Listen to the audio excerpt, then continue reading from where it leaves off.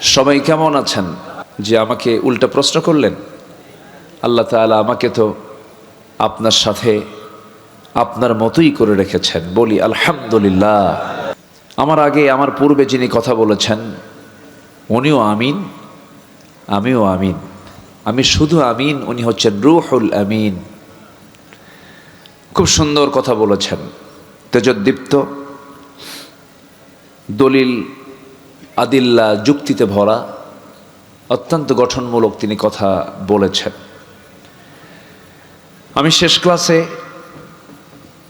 বসেছি কিছু কথা বলার জন্য। সবাই কি আমাকে সময় দিতে রাজি আছেন? কতক্ষণ? দোয়ার আগেই? দোয়ার আগে না দোয়া পর্যন্ত? দেখেন আওয়াজ কিন্তু কম হয়ে গেছে, চিন্তায় পড়ে গেলেন মনে হয়। হুজুর যদি সারা রাত চালায়।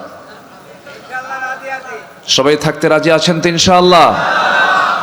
আগে নিয়ত রাখতে হয়। নিয়তটা যদি সহি থাকে, মনোবল যদি শক্ত থাকে, তখন অনেক কঠিনটাও সহজ হয়ে যায়। আর যদি ভাবেন রাত তো হয়ে যাচ্ছে, চলে যাই, এরকম চিন্তা মাথায় থাকলে তখন যতক্ষণ থাকবেন আপনার জন্য এটা কষ্টের কারণ হবে। তাহলে মাইন্ড সেট আপ আমরা দিলাম যে আলোচনার শেষ কাজ দোয়া করে আমরা এখান থেকে বিদায় নেব। একটু আওয়াজ দিয়ে বলেন, আর একটু বলুন। এটা আমার বলা লাগতো না, একটু বেশি রাত হয়েছে তো। কমিটিও চেয়েছেন আমাকে একটু আগে ওঠানোর জন্য, কিন্তু আমার আগের যিনি মেহমান তিনি একটু পরে উঠেছেন। দেরিতে ওঠার কারণে আমার উঠতে একটু দেরি হলো। মানে মাহফিলের পোস্টারে লেখা থেকে প্রধান বক্তা, কিন্তু মাহফিলে হয়ে যায় এসে শেষ বক্তা। আর শেষে কথা বলা যে কত কঠিন কাজ, এটা যে কত বড় জটিল কাজ আল্লাহ মালুম। খুব কঠিন একটা ব্যাপার, অনেক রাত হয়ে যায়। তাও তো এখানে আগে ভাগে উঠলাম। কিছু কিছু অঞ্চল আছে পাশেই তো, বাগমারা নামক একটা এলাকা আছে, চেনেন তো? হ্যাঁ, রাত 3টার দিকে বক্তা উঠায়। রাত কয়টায়? 3টায়। পাশেই, কিন্তু একই জেলা, মান্দা বাগমারা। কয়েক বছর আগে ময়মনসিংহে একটা মাহফিল ছিল, আমাকে বললো হুজুর 8টার দিকে গেছে রাতে।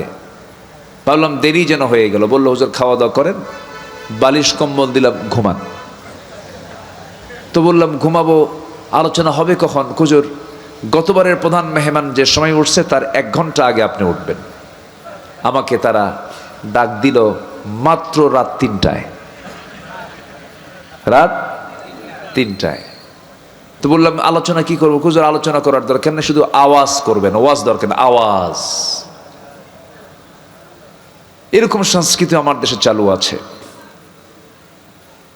নামাজ যদি অসময়ে পড়েন হবে? পরীক্ষার হলে যদি অসময়ে যান খাতা পাবেন? লিখতে পারবেন না। তাহলে পরীক্ষার হল নিয়মে চলে, অফিস নিয়মে চলে, নামাজ নিয়মে চলতে হয়। রোজা যদি মনে করেন খামাখা দরকার কি সওয়াব একটু ডাবল নেব, ইফতার করবো এশার সময়, কাম হবে? হবে না। তাহলে সকল কাজ অনিয়মে না নিয়মে, অসময়ে না সময়ে। মাহফিলটা কি হওয়া দরকার? সময়ে হওয়া দরকার। কিন্তু আমার দেশে এটা খুব জটিল, এটা খুব কঠিন কাজ। আমরা চেষ্টা করি কিন্তু হয় না, এলোমেলো হয়ে যায়। টাইম সিলেকশনের ব্যাপারে মাহফিল কমিটি যে সচেতন হলে জাতি কিছু সুসময়ে কিছু কথা শুনতে পারে।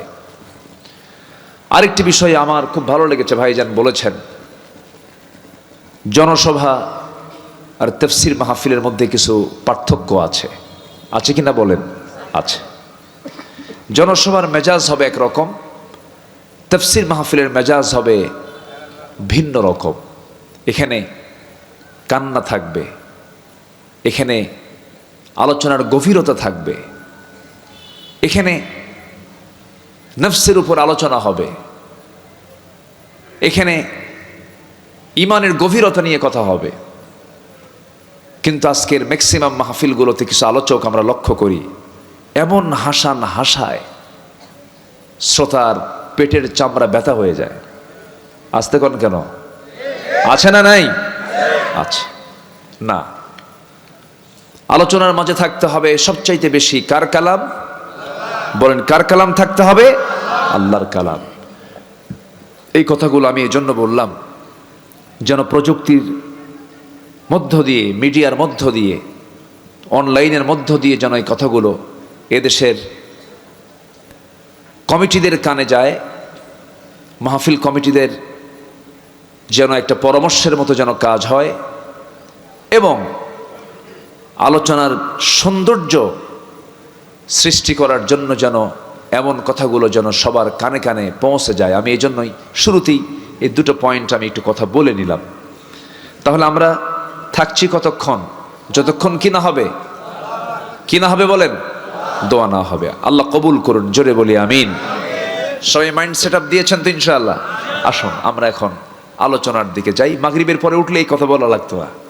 আসেন আমরা এখন কথা বলি সেই কালাম থেকে, যে কালাম সব কথা বলে। সুবহানাল্লাহ বলবেন না? এই কোরআন ছাড়া পৃথিবীর সব কিতাব কি সব কথা বলতে পারে? না, সব কথা বলতে পারে না। আর কোরআন সব কথা বলে দেয়।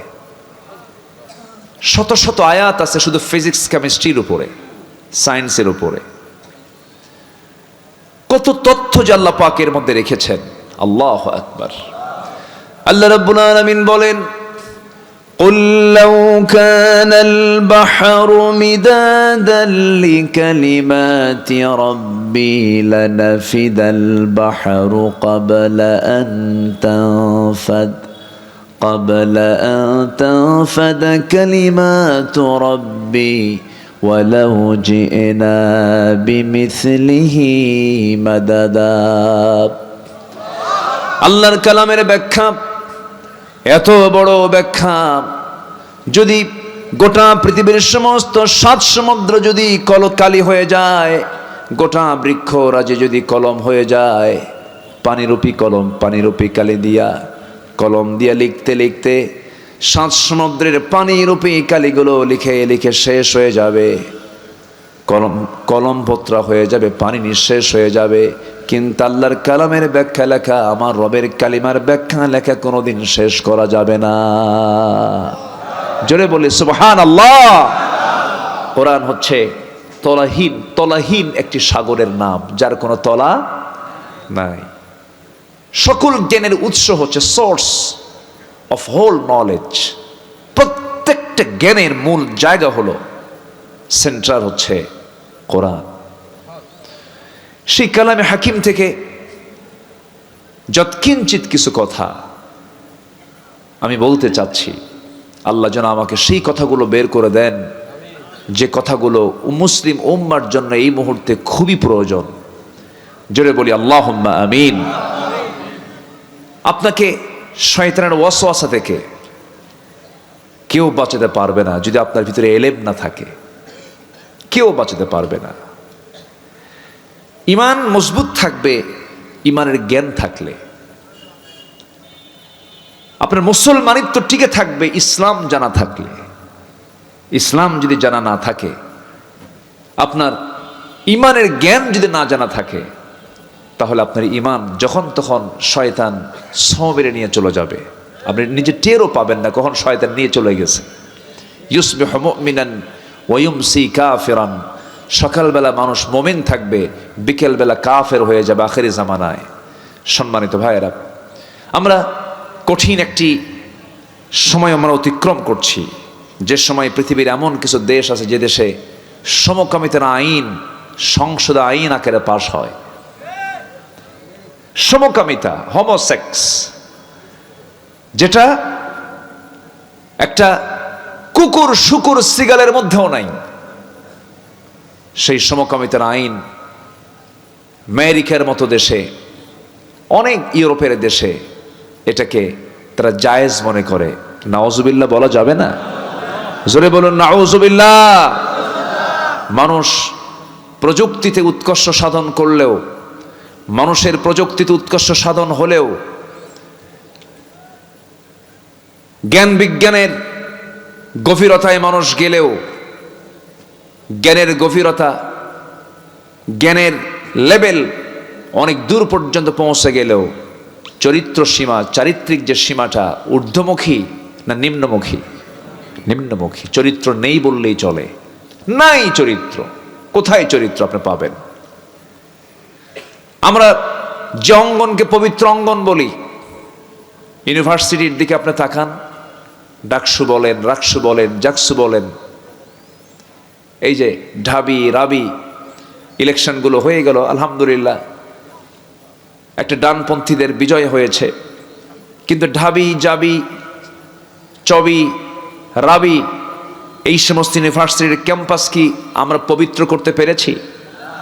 সেখানে যে ছেলে মেয়েরা চলাফেরা করে সেখানে কি ঈমানের গন্ধ খুঁজে পাওয়া যায়? আচ্ছা, খুঁজে পাওয়া যায়? পাওয়া যায় না। তারা ফ্রি মিক্সিং করছে, ফ্রি ভাবে চলাফেরা করছে। তাহলে আমরা সেই সমাজে বসবাস করছি যে সমাজে ইসলাম মানাটাই কঠিন হয়ে গেছে। ইসলাম মানাটা কি হয়ে গেছে? এখানে বেশ কিছু প্রশ্ন এসেছে। এর মধ্যে একটা প্রশ্ন আমাকে করেছে একজন ভাই, হুজুর এই সমাজে বিয়ে কি কঠিন এবং জেনাকে সহজ কেন করা হয়েছে? অবশ্যই এটা প্রশ্ন কোনো বুড়া মানুষের না যুবক মানুষের? বলেন বলেন, বুড়া না যুবকের? যুবকের। আমার বিভিন্ন বিষয়গুলো ঘুরপাক খাচ্ছে, এগুলোকে সামনে রেখে কিছু কথা বলতে চাচ্ছি। সবচেয়ে বড় প্রয়োজন হলো জাতির একটা সুন্দর চরিত্র দরকার। জাতির একটা কি চরিত্র দরকার বলেন? সুন্দর চরিত্র দরকার। সেই চরিত্র খুঁজে পাওয়া যাবে যে কিতাবে, সেই কিতাবের নাম কি বলুন? আর যে ব্যক্তির মধ্যে খুঁজে পাওয়া যাবে সেই ব্যক্তির নাম কি বলুন? মুহাম্মদ সাল্লাল্লাহু, জোরে বলি মুহাম্মদ সাল্লাল্লাহু আলাইহি ওয়াসাল্লাম। আমার ভাষা কি বুঝতে কষ্ট হচ্ছে আপনাদের? আমি ভাবতেছি যে কষ্ট পাচ্ছেন কিনা। আমি তো বুঝি যে আমি আমার ভাষায় যে কথা বলি, আমার চাইতে সুন্দর ভাষায় কথা বলেন আপনারা। রাজশাহীর মানুষ, ভাষা আপনাদের অনেক সুন্দর। মুর্শিদাবাদ পাশাপাশি তো, নদিয়া টদিয়া পাশাপাশি আছে, এই জন্য আপনাদের ভাষাগুলো বোঝা যায়। তবে নোয়াখালীর ভাষা আরো বেশি বোঝা যায় নাকি? এটা কঠিন হয়। চট্টগ্রাম তো কোনো কথাই নাই, সিলেট তো আরো জটিল। এই যে ভাষার ভিতরে আল্লাহ পাক ডিফারেন্স রেখেছেন, এটা কেন রেখেছেন জানেন? আল্লাহ পাক এলাকা বেজ এটাকে পাসওয়ার্ড করে দিয়েছেন। গোদাগাড়ি এই ভাষা, পবা এই ভাষা, চাপাই এই ভাষা, বাঘা এই ভাষা, বাগমারা এই ভাষা, মান্দা এই ভাষা, নাটোরের নলডাঙ্গা এই ভাষা, বড়াইগ্রাম আরেক ভাষা, সিরাজগঞ্জ আরেক ভাষা, গেদাবাদ কাইজাও আরেক ভাষা। এই যে ভাষার যে বৈচিত্র্যতা, এটা কার দেওয়া বলেন তো? আসতে বলবেন না, কার দেওয়া? আল্লাহর দেওয়া। তবে ভাষার দিক থেকে আপনারা অনেক সুন্দর লেভেলে আছেন, আপনাদের ভাষাগুলো বোঝা যায় মাশাআল্লাহ।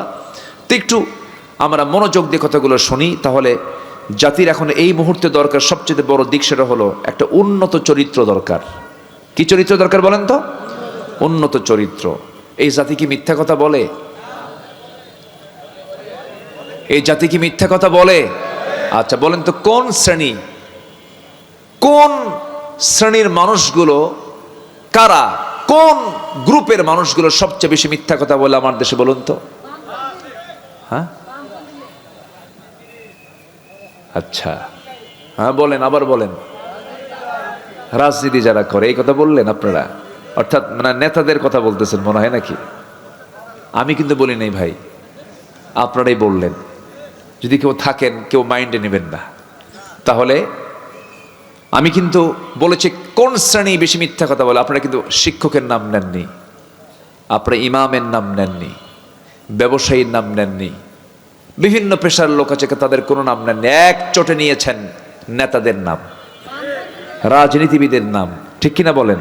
আচ্ছা, তাহলে আপনারাই কিন্তু বললেন। আবার আপনারা আমাকে দোষাবেন না, হুজুর এটা আবার কোন দিকে নিয়ে গেলেন? আমি প্রশ্ন করলাম, আপনারা আমাকে ওই দিকে নিয়ে চলে গেলেন। সম্মানিত ভাইয়েরা, দুঃখ লাগে যারা জাতির নেতৃত্ব দেবে তাদের মধ্যেই চরম মিথ্যাচার। আসতে কোন কেন? চরম ধোঁকাবাজি, চরম প্রতারণা। এই 54 বছর জাতি পেয়েছে ভালো কিছু না প্রতারণা? কি পেয়েছে বলেন? ধোঁকাবাজি। মিথ্যা শপথ, মিথ্যা ওয়াদা, এগুলি শুধু জাতি পেয়েছে 54 বছর, ভালো কিছু পায় নাই, ভালো কিছু শোনে নাই, ভালো কিছু দেখেও নাই।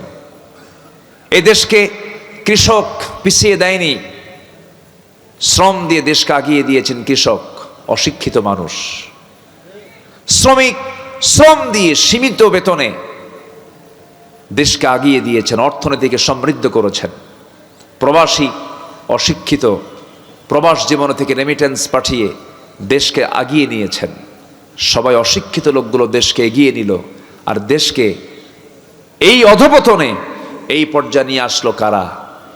এক শ্রেণীর কলমের খোঁচা দিয়ে যারা জনগণের টাকা যারা লোপাট করেছে, নেতৃত্বের চেয়ারে বসে টাকাগুলো তসরুফ করে বিদেশে পাচার করেছে যারা।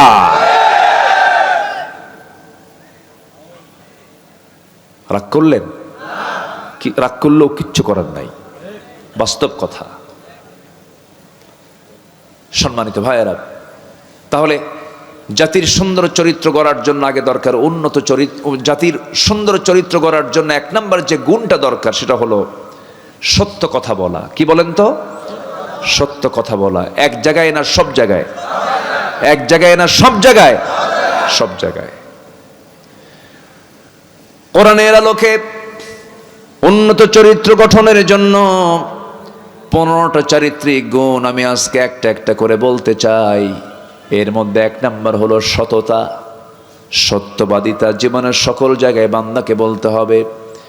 যেই জায়গা থেকে আমি তেলাওয়াত শুরু করেছি, মহান রব্বুল আলামিন সূরাতুল আহজাবের শেষ দিক থেকে বলছেন, ইয়া আইয়ুহাল্লাযীনা আমানু তাকুল্লাহা ওয়া কুলু কাওলান সাদীদা يصلح لكم أعمالكم ويغفر لكم ذنوبكم ومن يطع الله ورسوله فقد فاز فوزا عظيما. জোরে বলুন আল্লাহু আকবার, আরো জোরে বলুন আল্লাহু আকবার। আমার ভাইরা, সততা মানুষকে ভালোর দিকে নিয়ে যায়। সেই ভালো বান্দা হলে পরে বান্দাকে জান্নাত পর্যন্ত নিয়ে যায়। মিথ্যা মানুষকে ধ্বংসের দিকে নিয়ে যায়, শেষ পরিণতি তার জন্য জাহান্নাম হয়ে যায়।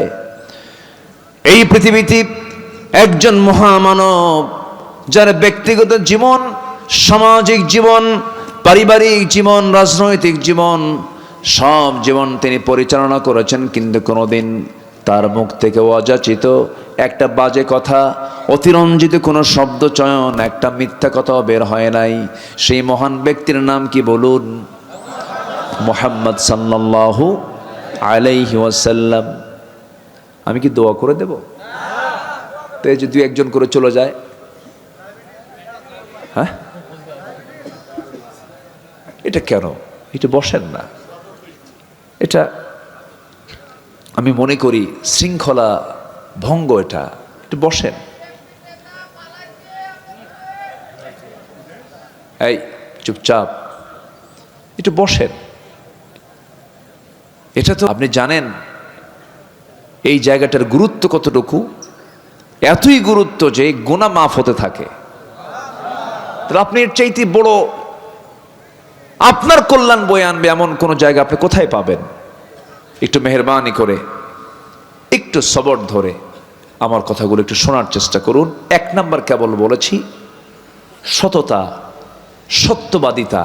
এটা এমন একটা গুণ, আল্লাহ বলেন এই গুণ যদি তোমার মধ্যে এসে থাকে, আমি তোমার ভুল আমলগুলোকেও ঠিকঠাক করে দেব। যেরকম সুবহানাল্লাহ। জাতিকে উন্নত করার জন্য এই একটা গুণ যদি জাতির মধ্যে ঢুকায় দেওয়া হয়, একটা গুণ, এই জাতি ভালো হওয়ার জন্য আর কিচ্ছু লাগবে না, এই একটা গুণই যথেষ্ট। জোরে বলে সুবহানাল্লাহ। কিন্তু এখানেই বড় প্রবলেম। এত মিথ্যা কথা বলে। পুঠিয়ার মোড়ে মোবাইল ফোন নিয়ে কথা বলছে, ভাই আপনি কোথায়? আমি তো জাহান্নামের চৌরাস্তায়। এত মিথ্যাচার, বসতে উঠতে খাইতে শুধু মিথ্যা দিয়ে দিন পার হয়, এমন ইমানদার মনে হয় আমার দেশে নাই। আসতে বলবেন না, আছে না নাই? আমার দেশে নামাজি বেশি না ইমানদার বেশি? প্রশ্ন কিন্তু খুব জটিল, একটু ভালো করে কন। নামাজি বেশি না ইমানদার বেশি? ইমানদার বেশি, নামাজি কম। কেন বললাম জানেন? বুকে থাপড়ায় বলে, জানো নামাজ না পড়তে পারি, ইমান তো আছে। আছে কিনা বলেন? তাহলে আমার দেশে নামাজি বেশি না ইমানদার বেশি? ইমানদার বেশি। এগুলো করা যাবে না, এগুলো ঠকবাজি। নামাজ না পড়লে আপনার ইমানটা টিকে থাকবে কেমনে? কার উপরে থাকবে ইমানটা বলেন? নামাজি নাই, তার কি ইমান টিকে থাকে? কেমনে থাকে? একটু কান লাগাবেন। একজন মহান ব্যক্তির কথা বলছিলাম, যার জীবনে একটা মিথ্যা মুখ থেকে বের হয় নাই। তিনি হচ্ছেন আমাদের আদর্শ, তিনি হচ্ছে আমাদের লিডার, তিনি হচ্ছেন আমাদের সকল কিছুর একদম উসওয়া হাসানা করে আল্লাহ পাক যাকে পাঠিয়েছেন। লাকাদ কানা লাকুম ফি রাসূলিল্লাহি উসওয়াতুন হাসানাহ। তিনি সকল কিছুর মডেল ছিলেন। দুনিয়ার সকল এতিমরা এমন কথা যেন না বলতে পারে পৃথিবীর সেরা মানুষ এতিমদের অধিকার আদায় করবেন কেমনে। তিনি তো নিজে এতিম ছিলেন না, আল্লাহ পাক তাকে ডাবল এতিম করেছিলেন। জন্মের পূর্বে বাপ, জন্মের পর কে নাই? মা নাই। এতিমের অধিকার তিনি প্রতিষ্ঠা করেছিলেন। আমার নবীজি সকল দিক থেকে, সকল আদর্শের দিক থেকে সব কিছুকে মডেল করে আল্লাহ রাব্বুল আলামিন যাকে সিলেকশন করে বলছেন, ওয়ামা আরসালনাকা ইল্লা রাহমাতাল লিল আলামিন। জোরে বলুন আল্লাহু আকবার, আরো জোরে বলুন আল্লাহু আকবার। হে রাসূল, আমি আপনাকে গোটা জগৎবাসীর জন্য রহমত করে দুনিয়াতে পাঠিয়েছি। আমি হলাম রাব্বুল আলামিন, আপনি হচ্ছেন রাহমাতুল লিল আলামিন। আমার নবীজির এক নম্বর গুণ ছিল, তিনি ছোটবেলা থেকে সারা জীবন কোনোদিন একটা মিথ্যা কথা বলেন নাই। তাকে আল আমিন বলতো, আর সাদেক বলতো, তাকে আমানতদার মনে করতো, ব্যাংক মনে করতো। শত্রু পর্যন্ত তার হাতে সম্পদ আমানত রেখে যেত। আমার নবীজি সবার কাছে ভালোই ছিলেন। নবুয়তের আগ পর্যন্ত মক্কার কোন কুরাইশ নবীর বিরুদ্ধে একটা মিথ্যাচার করার সাহস পায় নাই, কেউ তাকে খারাপ বলে নাই। কিন্তু আমার নবীর কাছে যেদিন ওহী নাজিল হয়েছে, কোরআন নামক কিতাব যখন নাজিল হয়ে গেছে, যারা সুদখোর, যারা মদখোর, একটা প্রশ্ন এখানে আসছে সুদের ব্যাপারে, বলবো।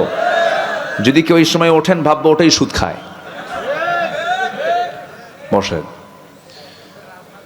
আমার বন্ধুগণ,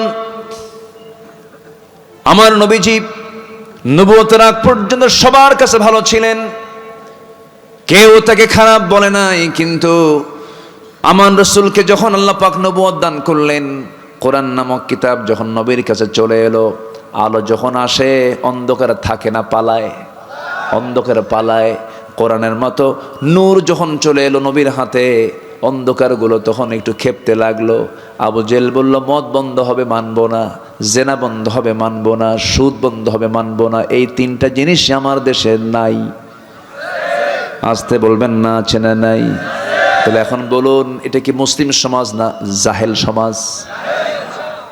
কি আমি কি ভুল বললাম? আবু জাহেলের সমাজে জেনা ছিল, আবু জাহেলের সমাজে সুদের কারবার ছিল, চক্রাকারে সুদের কারবার হতো। আবু জাহেলের সমাজে জেনা হতো, আমার বন্ধুগণ সুদের কারবার হতো। এত জঘন্য কর্মগুলো সেই সময়ে হতো, আজকের সময়ে হচ্ছে, অথচ বন্ধ হয় না। লক্ষ লক্ষ মসজিদ আমার দেশে, হাজার হাজার মসজিদ আমার দেশে, লক্ষ লক্ষ আলেম উলামা এই দেশে। আমার বন্ধুগণ, যে দেশের 90% মুসলমান, সবার নামের আগে মোহাম্মদ লাগানো, নামের শেষে ইসলাম লাগানো। দাদার নাম শরীফুল ইসলাম, বাবার নাম শহীদুল ইসলাম, নিজের নাম আমিনুল ইসলাম। 3 ইসলাম। কয় ইসলাম? এত ইসলাম থাকার পরেও, এত মুসলমান থাকার পরেও সুদ বন্ধ হলো না, জিনা বন্ধ হলো না, এরপরে ধর্ষণ বন্ধ হলো না, খুন বন্ধ হলো না, এমন কোন কাম কুকাম নাই, মদের দোকান বন্ধ হলো না, মদের বার বন্ধ হলো, নাইট ক্লাব বন্ধ হলো না। এখান থেকে একটা বিষয় প্রতীয়মান হয়, লক্ষ লক্ষ মসজিদ তৈরি করে কখনো শুধু এই সমস্ত অন্যায় বন্ধ হবে না, লক্ষ লক্ষ মাদ্রাসা বানায় শুধু বন্ধ হবে না, এগুলোকে বন্ধ করার জন্য আল্লাহর নির্দিষ্ট পন্থায় নির্দিষ্ট আইন বিচারালয়ে প্রতিষ্ঠা করতে হবে, ঠিক কিনা? আইন আকারে পাশ করতে হবে। শুধু মসজিদকে আমরা আল্লাহর আইনের আওতায় নিয়ে আসব তা হতে পারে না। ক্যান্টনমেন্ট আইনের আওতায় নিয়ে আসতে হবে, সচিবালয় আল্লাহর আইনের আওতায় নিয়ে আসতে হবে। এমন করে যদি সুন্দর করে সাজানো গোছানো যদি আল্লাহর পরামর্শ নিয়ে যদি হয়, আল্লাহ বলছেন বান্দারে কিচ্ছু লাগবে না, একটা আয়াত তুই জারি কর। কয়টা? একটা আয়াত। কার পরামর্শ? আল্লাহর পরামর্শ। আল্লাহ রাব্বুল আলামিন বলেন, আল্লাযীনা ইম্মাক্কান্নাহুম ফিল আরদি আকামুস সালাহ ওয়া আতাবুস যাকাতা ওয়া আমারু বিল মা'রুফি ওয়া নাহাউ আনিল মুনকার ওয়া লিল্লাহি আকিবাতুল উমুর। জোরে বলুন আল্লাহু আকবার। এই জাগতিক জীবনে আমি যাদেরকে রাষ্ট্রীয় ক্ষমতা দান করব তাদের জন্য বেশি কিছু লাগবে না, চারটা দফা, শুধু চারটা দফা। নাম্বার 1 হলো নামাজটা কায়েম করবে। নামাজ কায়েম মানে প্রধানমন্ত্রীর পিছনে মন্ত্রী পরিষদ নামাজ পড়বে, সচিবদের পিছনে তার নিম্ন পদস্থ কর্মকর্তারা নামাজ পড়বে, ডিসির পিছনে তার কর্মচারী নামাজ পড়বে, এসপির পিছনে ওসিরা নামাজ পড়বে। এইরকম করে গোটা জনপদের বিভিন্ন জায়গায় সেক্টরে প্রত্যেকটা অফিসে নামাজ যখন এমন করে যখন জারি হয়ে যাবে, নামাজ কায়েমের পরিবেশ যখন চলে আসবে, যাকাত যদি আদায় করতে পারে, আল্লাহ বলছেন চারটা কাজ করবে, আমি আল্লাহর রহমতের দরজা সব আসমান জমিনের খুলে দেব। জোরে কোন সুবহানাল্লাহ। লাফাতাহনা আলাইহিম বারাকাতিম মিনাস সামাই ওয়াল আরদ, আসমান জমিনের বরকতের দরজা খুলে দেব। কার কথা? আসতে বলবেন না, কার কথা? তাহলে নামাজ শুধু পড়বো না নামাজ কায়েমের আন্দোলন করব? নামাজ কায়েমের আন্দোলন আমাকে আপনাকে। আন্দোলন কি একা হয়? একা করা যায়? কি করতে হয়? এক হতে হয়, সংঘবদ্ধ হতে হয়, জমাতবদ্ধ হতে হয়। সম্মানিত ভাইয়েরা, ইসলাম এমনি এমনি আসে নাই। বিশ্বনবী কি সম্মান তার! আল্লাহ পাক তার জন্য স্পেশাল ফ্লাইট করে কি সম্মান আল্লাহ পাক রাত্রি ভ্রমণ করালেন মক্কা থেকে সেই বাইতুল আকসা প্যালেস্টাইনে। আসরা বিআবদিহি লাইলাম মিনাল মসজিদিল হারাম ইলাল মসজিদিল আকসা। আমার রাসূলকে আল্লাহ পাক কি পরিমাণ সম্মান দিয়েছেন, আয়াতগুলো পড়লে দেখলেই বোঝা যায় কত সম্মানের নবী আমার নবী।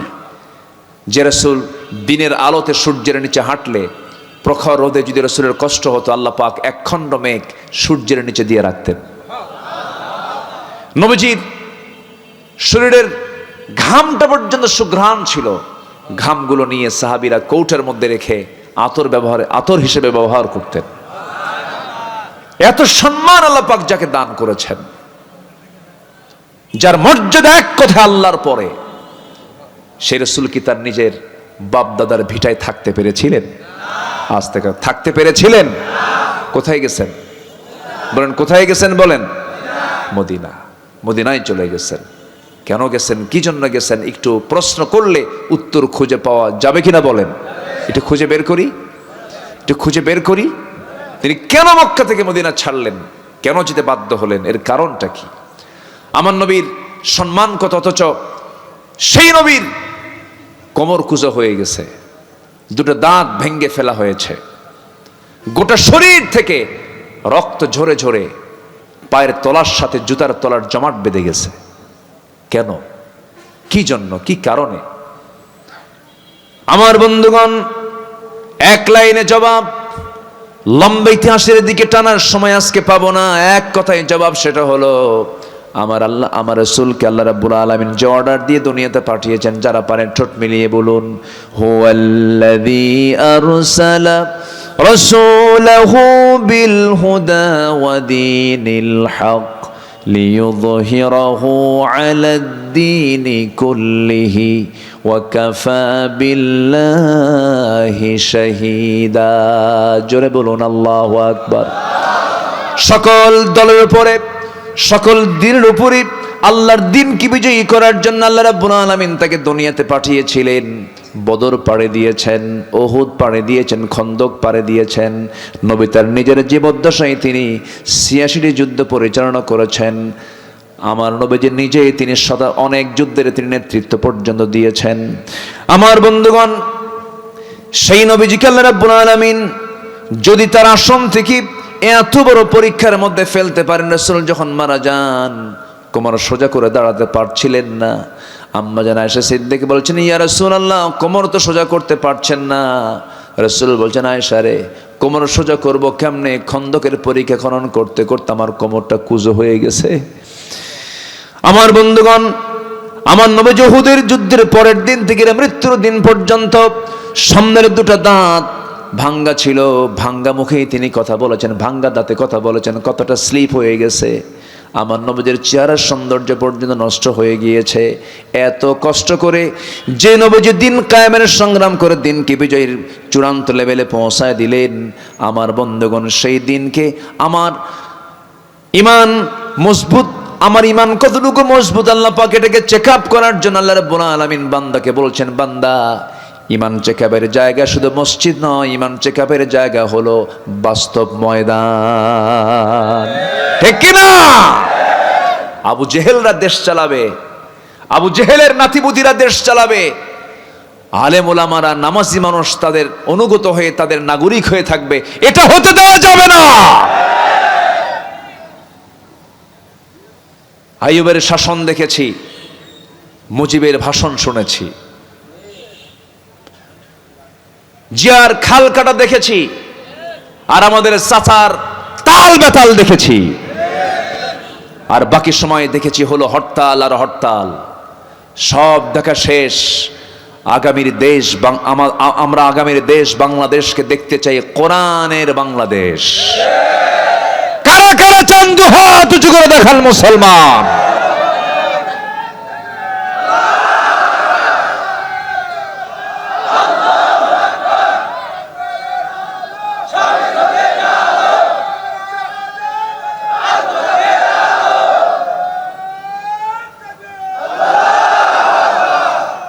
আল্লাহ কবুল করেন, জোরে বলি আমিন, আরো জোরে আমিন। সম্মানিত ভাইয়েরা, উন্নত চরিত্রের জন্য 15টা গুণ দরকার কোরআনের আলোকে। 1 নম্বর হলো সত্য কথা বলা। রাজি আছেন তো সবাই? সবাইকে রাজি আছেন? স্ত্রীর সামনে কি মিথ্যা কথা বলবো না সত্য কথা বলবো? কিছু সময় কিছু জায়গায় যুদ্ধের ময়দানে আমি কি শত্রুকে সত্য কথা বলবো? বলেন, সত্য কথা বলবো? কি বলবো? যা হবে তার কি উল্টা বলতে হবে, বিপরীতটা বলতে হবে। এটা হচ্ছে যুদ্ধের কৌশল। ওই জায়গায় মিথ্যা কথা বলা জরুরি, আপনি মিথ্যা কথা বলতে হবে ওই জায়গায়। কিছু জায়গা আছে সেখানে মিথ্যা বলতে হবে। যেরকম বিশেষ বিশেষ সময়ে স্বামী তার স্ত্রীকে একটু কৌশল করে কিছু মিথ্যা বলতে পারে, আবার পাইকারি দরে কইয়েন না। এটা আবার ভাববেন না যে আব্দুল আল আমিন আজকে বলে গেছে জীবনে যতদিন আছে ফাঁকি শুধু দিতেই থাকবো, না। এটা হচ্ছে হায়ার অ্যান্টিবায়োটিক। এটা হায়ার অ্যান্টিবায়োটিক। এটা জীবনে 2-1 বার দেওয়া যেতে পারে। খুব রাগ করেছে স্ত্রী, তোমার সংসার করবই না। মেয়েদের মধ্যে এই জাতীয় কথা, প্রান্তিক কথা কম আসে না বেশি আসে? কম আসে না বেশি আসে? পুরুষরাও কম না, কিছু পুরুষও আছে বেজুত, ধৈর্য নাই বললেই চলে। এক মহিলা কয়েকদিন আগে আমাকে ফোন দিয়ে বলে, হুজুর একটা কথা, প্রশ্ন কি, আমার স্বামী সকালেও তালাক দেয়, সন্ধ্যাও তালাক দেয়, আমি কি আসি না নাই? তাহলে এটা যদি হয় অবস্থা এটা কেমন হলো? সম্মানিত ভাইয়েরা, হয়তো রাগ করে বউ প্ল্যান করতেছে আমি চলেই যাব বাবার বাড়ি, আমি তোমার সঙ্গে সংসার করব না, থাকো তোমার সংসার নিয়ে, তোমার বাচ্চা কাচ্চা নিয়ে থাকো, গেলাম চলে গেলাম। খুব চূড়ান্ত অবস্থা কাজ করছে। সেই সময় আস্তে করে ডাক দিবেন, ময়না অথবা একটা কিছু ডাক দিলেন, ডাক দিয়ে বসায় দিয়ে বললেন, তুমি কি চাও? আগামীকাল তোমার জন্য আমি ঢাকা যাচ্ছি, আমি তোমার জন্য দেশ ট্রাভেলস টিকিট বুকিং করেছি। আছে নাকি এদিকে? ও, তাহলে তোর নাম কমনই পড়ছে মনে হয়। আচ্ছা, আমি ঢাকা গিয়ে তোমার জন্য একদম পেটা আপন জুয়েলার্স থেকে 2 ভরি স্বর্ণের চেন কিনবো, পুরান ঢাকায় গিয়ে চামড়ার 1 জোড়া জুতা কিনবো, নারায়ণগঞ্জ গিয়ে তোমার জন্য আমি একটি সুন্দর শাড়ি কিনবো, অথবা 3 পিস কিনবো, অথবা জামা কিনবো। দেখবেন এতটুকু বয়ান দেওয়ার সঙ্গে সঙ্গেই ব্যাগ হাতের থেকে পড়ে গেছে, মুখে একটা মুচকি হাসি মেরে বলে, সত্যি আনবা তো? দেখবেন সব ক্লিয়ার, পরে কিচ্ছু দিবেন না, গুনাহ হবে না।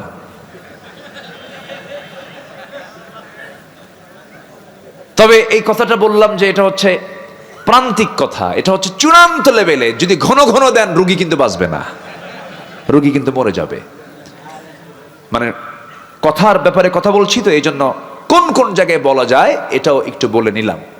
সংসার জীবনে বহু কিছু হয় না? হয়। প্রশংসায় বেশি খুশি হয় পুরুষ মানুষ না মহিলা মানুষ? পুরুষ মানুষ না মহিলা মানুষ? পুরুষকে বেশি প্রশংসা করলে পুরুষ মাইন্ড করে, ওর মতলব কি রে, এত প্রশংসা করে কেন? ঠিক আছে না?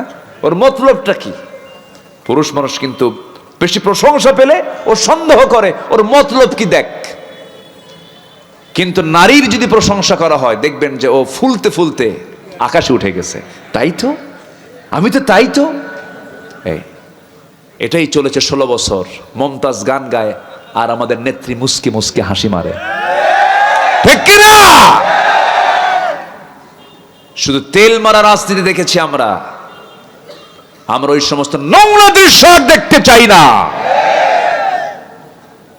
সংসদ হবে কার্যকর, অপ্রয়োজনীয় অতিরঞ্জিত কোন শব্দ চয়ন আমরা আর জাতি দেখতে চাই না আমরা, ঠিক কিনা? আমরা আমাদের কথাকেও সুন্দর করব। উন্নত চরিত্র গঠন করার জন্য 1 নাম্বার দিক হচ্ছে আমরা সত্যবাদিতা জীবনের এক জায়গায় না, সকল জায়গায়, সকল জায়গায়। প্রচলিত রাজনীতি মানেই হচ্ছে ঠকবাজি, প্রচলিত রাজনীতি মানেই হচ্ছে মিথ্যাচার, পলিটিক্স। এটার যদি আপনি মূল ব্যাখ্যায়, মূল অর্থে যদি চলে যান, যে কোনো মূল্যে তার প্রতিপক্ষকে হারিয়ে ফেলার নামই হলো পলিটিক্স। অর্থাৎ মিথ্যা দিয়ে হোক, ধান্দাবাজি কইরা হোক, হারাতেই হবে, এর নাম হচ্ছে পলিটিক্স। কিন্তু ইসলাম এই প্রচলিত রাজনীতিকে বিশ্বাস করে না। সম্মানিত ভাইয়েরা, তাহলে সবাইকে সত্য কথা বলতে রাজি আছি তো? এক জায়গায় না সব জায়গায়? সব জায়গায়। ও, বইয়ের জায়গা বাদ না? কে জানে কি কইলো জানো, কি যেন শুনলাম একটা।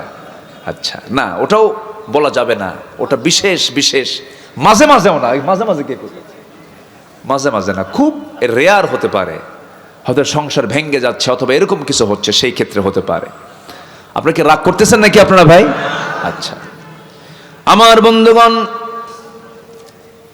সত্য কথার উপরে টিকে থাকা, দ্বীনের উপরে টিকে থাকা কিন্তু সহজ কোনো বিষয় নয়। একজন সাহাবীর কথা মনে হয়ে গেল আমার এই মুহূর্তে। একজন সাহাবী কালেমা পড়ে মুসলমান হয়েছেন, কেউ জানে না। বাপ দুনিয়া থেকে জন্মের পূর্বে দুনিয়া থেকে বিদায় নিয়েছে, আপন চাচার কাছে মানুষ হয়েছেন সেই সাহাবী, চাচাও জানে না। হঠাৎ করে কানে সংবাদ গেল, ভাতিজা নাকি ইসলাম কবুল করেছে। ভাতিজার কাছে এসে বলছে, এই ভাতিজা আব্দুল্লাহ, তুমি নাকি কালেমা পড়েছ? মুস্কা শিমিরে বলছেন, চাচা মিথ্যা কথা বলবো কেমনে, আমি আপনাকে শুধু, আমি নিজেই পড়ি না, আমি আপনাকেও সেই কালিমার দাওয়াত দিচ্ছি। আশহাদু আল্লা ইলাহা ইল্লাল্লাহু ওয়াহদাহু লা শারীকা লাহু ওয়া আশহাদু আন্না মুহাম্মাদান আবদুহু ওয়া রাসূলুহু। হেদায়েতের মালিক কে? আসতে বলবেন না কে? এই সাহাবী ইসলাম কবুল করেছেন। বাড়িটা হলো মক্কা এবং মদিনার ঠিক মাঝখান বরাবর, মাঝে তার বাড়ি। কালিমা পড়েছেন তিনি। চাচা এবার বলে ফেলল, ভাতিজা তোর এত বড় সাহস, আমি তোকে তিলি তিলি কত কষ্ট করে আমার সম্পত্তি তোকে দিয়েছি, ধীরে ধীরে বড় করেছি, আর আমার বাপ দাদার ধর্মে চুনকালি মেরে নতুন দিন তুই গ্রহণ করলি, আমি তোকে বাঁচাবই না। ভাতিজা বলছে, চাচা আপনি আমাকে কি করবেন জানি না, তবে আমার জীবনের শেষ নিঃশ্বাসেও থাকবে আমার একমাত্র আল্লাহর নাম। জোরে কোন সুবহানাল্লাহ। চাচা খেপে গিয়ে বলছি, তুই কি জানিস দিনটা না ছাড়লে তোর কত বড় ক্ষতি হয়ে যাবে? কি চাচা, কি ক্ষতি হবে বলুন? সঙ্গে সঙ্গে বলছে, সমস্ত সম্পত্তিগুলো আমি তোর থেকে জোর করে নিয়ে নেব। ভাতিজা বলছে, চাচা জোর করে নেওয়ার দরকার নাই, ঈমান নামক যে দৌলতটা পেয়েছি, আপনি আপসি আমার যত সম্পত্তিগুলো আছে আমি আপনাকে দলিল করে দিলাম, এক্ষুনি আপনারা দিয়ে দিলাম, বিনিময়ে আমি কখনো ঈমানটা বিক্রি করতে পারবো না।